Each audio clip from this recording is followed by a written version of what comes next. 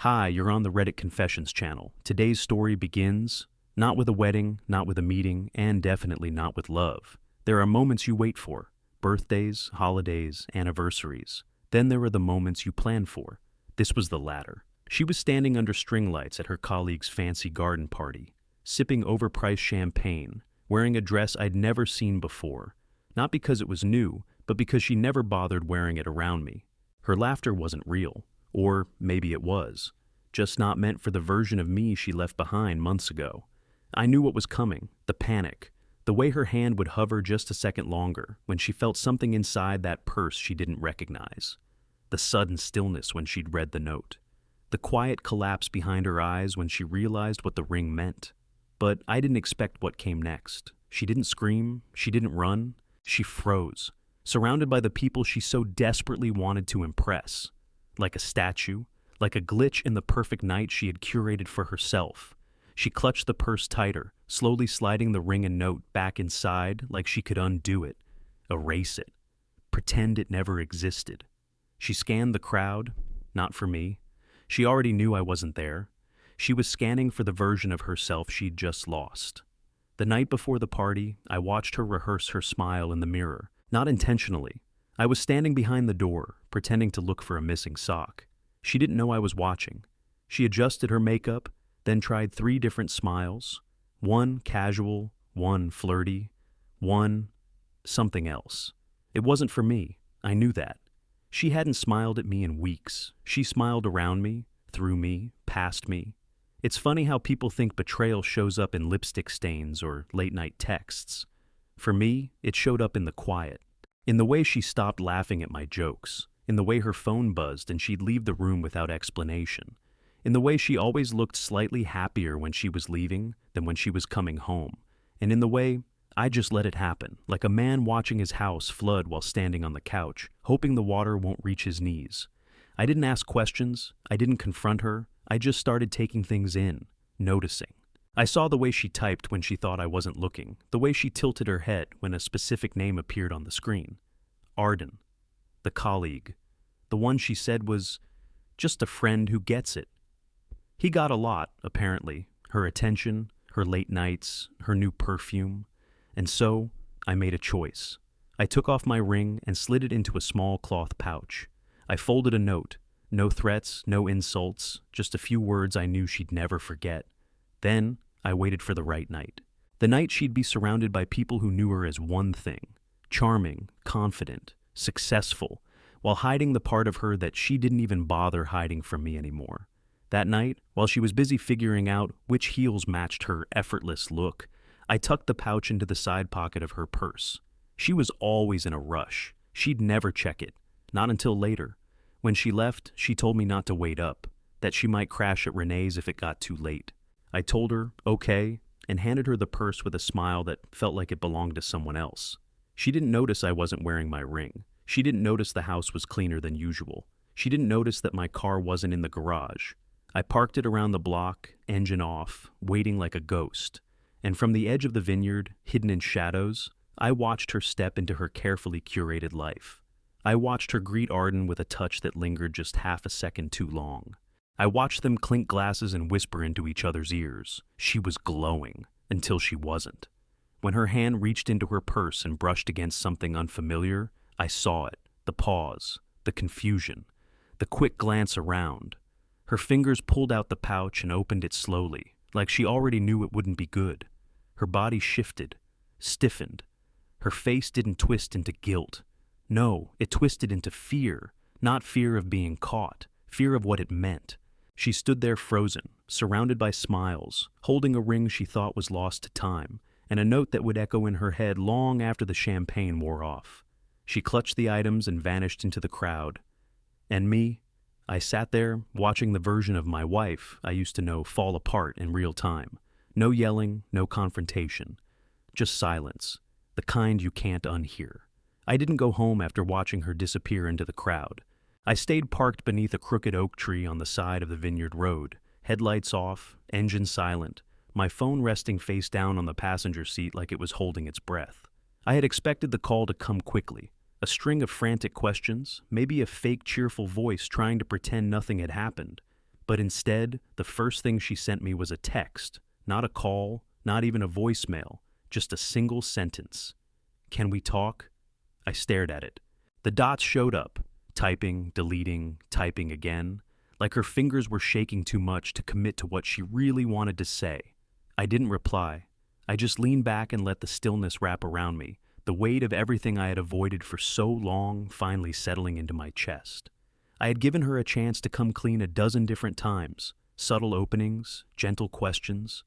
She always changed the subject, brushed it off with laughter, or worse, played the victim. "Why don't you trust me?" she once asked, with watery eyes and trembling lips.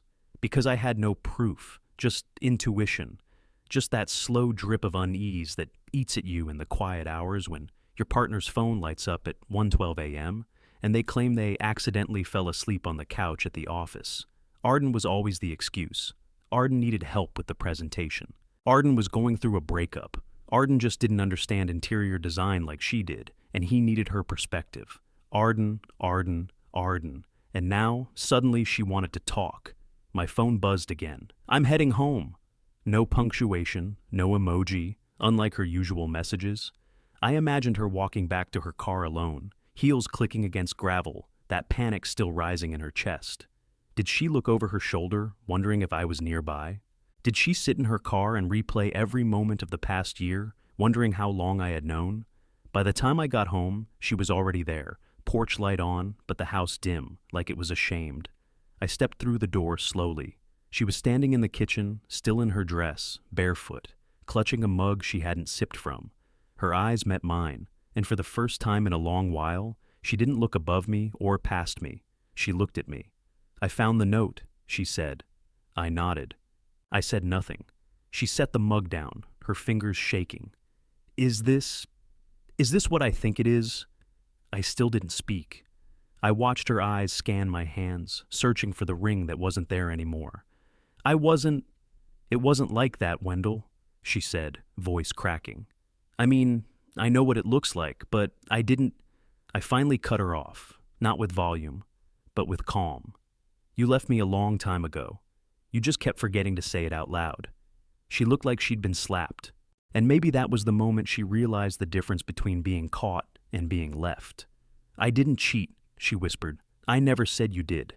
And that's when she really started crying. Not the kind you do to win an argument, but the kind that comes from losing something you assumed would always be there.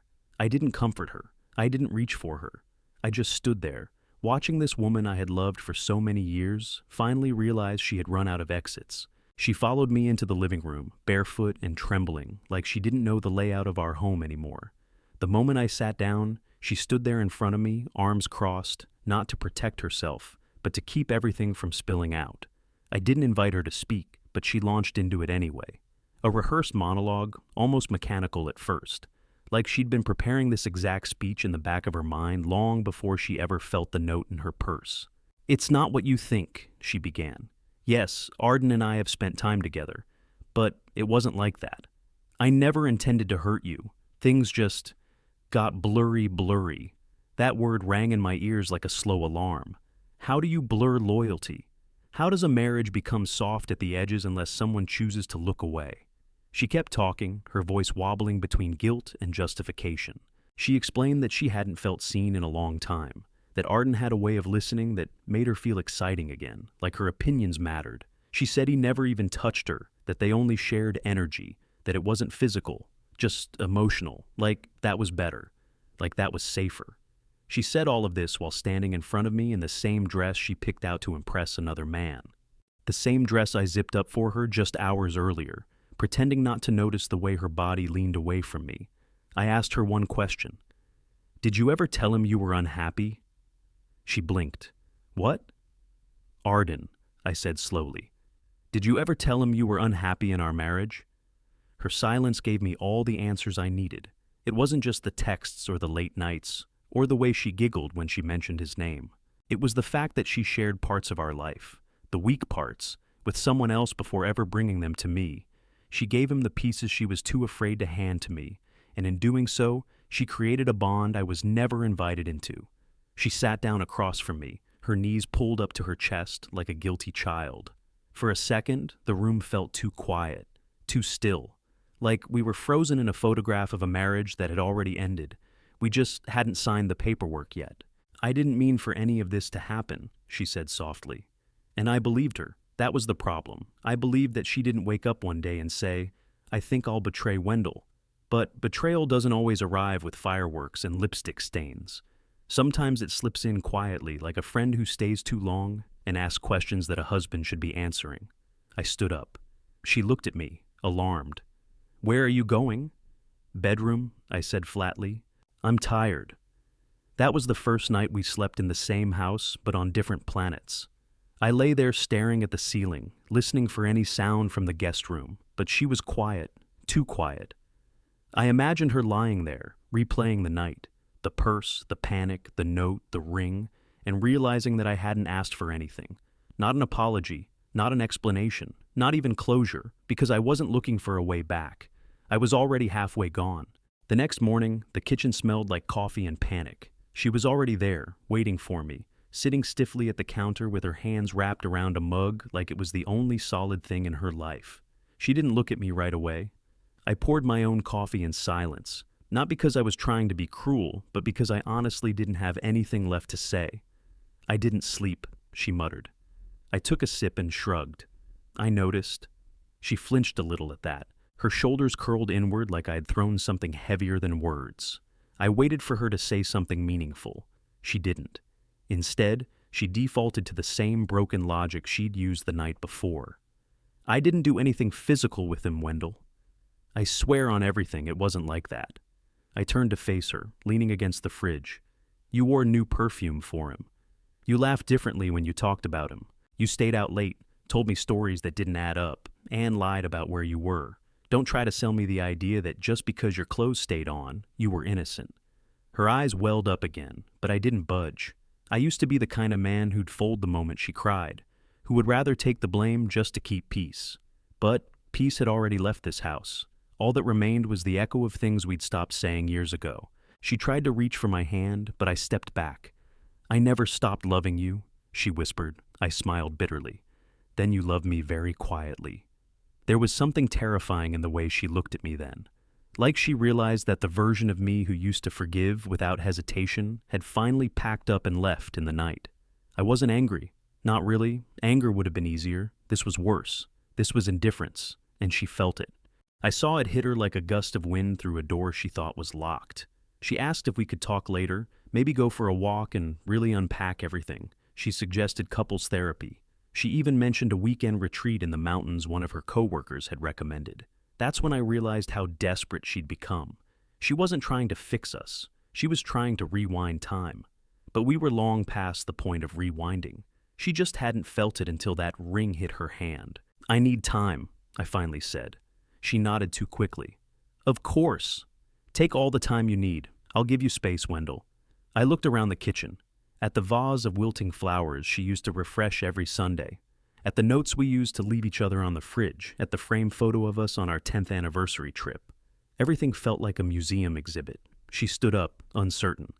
"Should I go stay at Renee's for a few days?" I didn't answer, but I didn't stop her either. When the door closed behind her, it didn't slam. It clicked shut like the end of a sentence, and for the first time in a long while, the silence felt honest. Part 6. I didn't chase her, and that's what broke her. The strange thing was, the house didn't feel empty after she left. It felt neutral, like the air had been reset. I walked from room to room, not with sadness or anger, but with a strange kind of clarity. Every photo on the wall, every candle, every little decorative pillow she'd insisted we needed, it all told a story. But I wasn't in that story anymore. I had been edited out long before I knew it. I sat on the edge of the bed, the same one where I used to trace my finger down her back on Sunday mornings, just to make her smile. That bed had become a quiet battleground in recent months, more silence than sleep, more pretending than touching. I think we both knew we had become something performative. She was rehearsing how to leave, and I was rehearsing how to survive it. Later that day, she texted again. "I'm sorry for everything. Please don't shut me out." I didn't reply, not because I wanted to punish her, but because I had already said what I needed to say without saying anything. The ring in her purse was the response. The note was the conversation. There was no misunderstanding. She just didn't like the answer. That evening, I cooked dinner for myself. Something simple. Pasta, garlic bread, no wine. I put on music, not to fill the silence, but to enjoy it. Every note felt like a reminder that I could reclaim something. My space, my peace, myself. But at 9:47 p.m., the doorbell rang. I wasn't expecting anyone. I opened the door slowly, and there she was, still wearing the same clothes she left in, eyes swollen, clutching the purse like it was her lifeline. She didn't look glamorous anymore. She looked small, like a child who realized they had wandered too far from home. "I couldn't sleep," she said. "I walked around the block like 4 times. I stepped aside without a word, letting her in. She didn't speak until she was standing in the middle of the living room, her hands shaking as she pulled something from her purse. The ring. She held it out toward me like an offering. "Please just tell me this wasn't goodbye." I didn't move. I didn't take it. Instead, I asked her something I had never said before. If I had done the same to you, emotionally drifted, told another woman my secrets, started dressing up for someone else, laughing like I'd never laughed with you, would you be standing here now? She didn't answer. She looked at the floor, then back at me, her voice barely above a whisper. "No, I wouldn't." And just like that, the room changed, because honesty is only beautiful when it doesn't confirm your worst fear. She had always seen me as safe, stable, the kind of man who forgives before there's even an apology. But not this time. I had nothing left to rescue her with. "I don't hate you," I said, "but I can't keep being the one who holds the line while you decide if you want to stay."